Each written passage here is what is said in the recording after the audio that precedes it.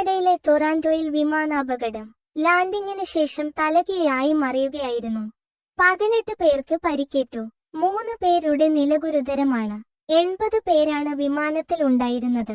അമേരിക്കയിലെ മിനസോട്ടയിൽ നിന്ന് പറന്നുയർന്ന വിമാനമാണ് ഉച്ചയ്ക്ക് ശേഷം കാനഡയിൽ ലാൻഡ് ചെയ്തത്.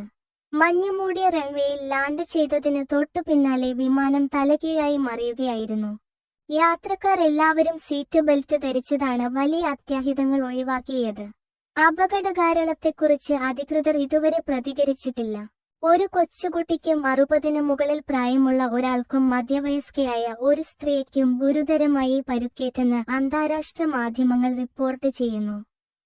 ഗുരുതരമായി പരുക്കേറ്റവരെ ആംബുലൻസുകളിലും ഹെലികോപ്റ്ററുകളിലുമായി ആശുപത്രികളിലേക്ക് മാറ്റി.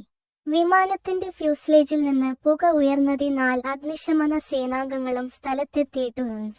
അപകടത്തിന്റെ കാരണങ്ങൾ അന്വേഷിച്ചു വരികയാണെന്നും പരുക്കേറ്റവരെ ആശുപത്രിയിലേക്ക് മാറ്റിയെന്നും മറ്റ് വിമാനങ്ങളൊന്നും അപകടത്തിൽ ഉൾപ്പെട്ടിട്ടില്ലെന്നും Toronto airport authority chief executive Deborah Flint വാർത്താ സമ്മേളനത്തിൽ പറഞ്ഞു.